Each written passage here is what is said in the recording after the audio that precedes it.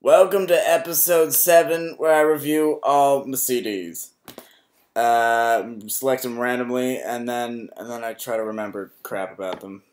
Fascinating time. Yeah. So, I've selected row 2, item 1. It's the Kinks, man. That cost me $10, if you can see that. A little trade secret there. This is a double album. Another best of. We had a best of last time, and another best of this time. You know what? I have to make an admission. Before I get into this, an admission about best of discs. My dad is a huge best of dude. He's a top 40 man. Not a current top 40. He's not listening to Lady Gaga or whatever. But he was just kind of, the hits. He's into the hits.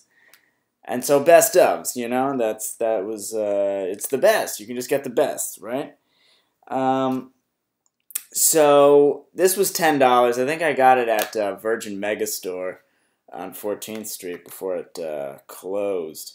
But this is the Kinks are very well deserved of a lot more than a best of in your collection. And I actually started to get their real albums before I stopped getting albums. But this, I have to say, is, as far as best sets go, a pretty darn good one at 2 discs. I mean, it really covers a lot of ground. I mean, the Kinks are just so underappreciated, right?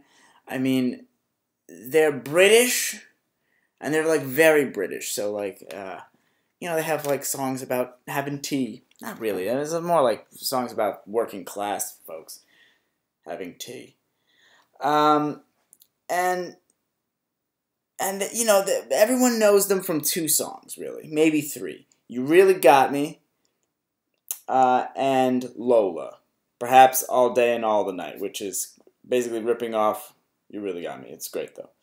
But there's a lot of great stuff on here.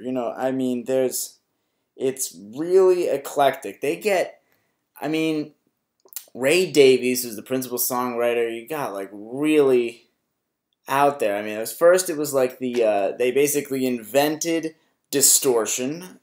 Dave Davies, the guitar brother, invented distortion.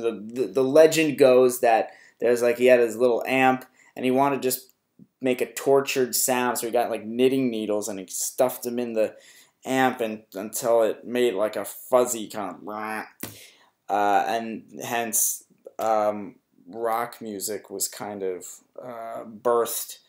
So they had that kind of testosterone-driven period, like the early stuff.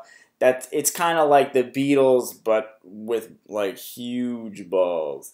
Rivaling the Stones, I would say. And then you get to like a little bit later, you get to this kind of psychedelic period. The Village Green Preservation Society. Actually, that song isn't on this best of, but that's a great song. We are the Village Green Preservation Society. God save marmalade, vampires, and a lot of them. Something like that. It's weird. Not as weird as my version, though.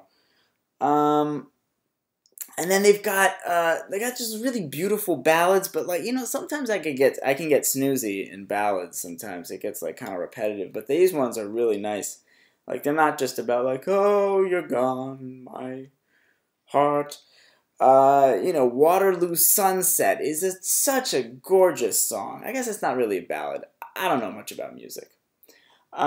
It's like I don't know. I mean, it's wistful. It's definitely very wistful. A lot of the songs are wistful, have a wistful quality after a certain point. After the testosterone period, basically, it's a whole trip down nostalgia or proto-nostalgia lane for Ray Davies of a time that he never experienced, and kind of a, if you've ever seen Midnight in Paris, it's everything before the end of the movie where Woody Allen kind of says that nostalgia, while wonderful, isn't actually the way to go. He's saying it is the way to go, and everything's bad now. Like 20th century man. It's, and again, not on this one. I'm really selling this. It's all about how the 20th century sucks. But okay, Ape Man. Okay, that's a great song. It's about how we're all still just animals. High concept. But then, you know, get the dedicated flower of fashion. Just poking fun at dandies. That's fun. Uh, you know, this. And then, of course, I think Living on a Thin Line, I think that song, it was like more the 80s period. They had such a long career. The 80s period, they had like some big hits, uh, you know, that people don't remember. I think Living on a Thin Line was in The Sopranos or something. Shangri-La, that's got like a crazy breakdown. Um, the uh, Celluloid Heroes, Superman, Dandy. I was trying to find. Anyway, I'm not going to get wrapped up into this, even though I already did. The Kinks are fantastic. If you haven't checked them out, you should. No holds barred. Just do it. I think I've yammered on enough. I didn't really make a point. I didn't make a good point. This was kind of really slapdash. It was kind of haphazard. I don't even know what the hell I was talking about this whole time. And you know, I guess that's the best of. That's the nature of a best of. It's kind of haphazard. It's all over the place. You know, this one especially because they've had such a long career with so many different types of music, different types of styles. I haven't even touched on them really. The Kinks fans are gonna kick my ass. Kinks fans don't kick ass. Now they will because I said that. I don't know what I'm doing. See that? I don't know.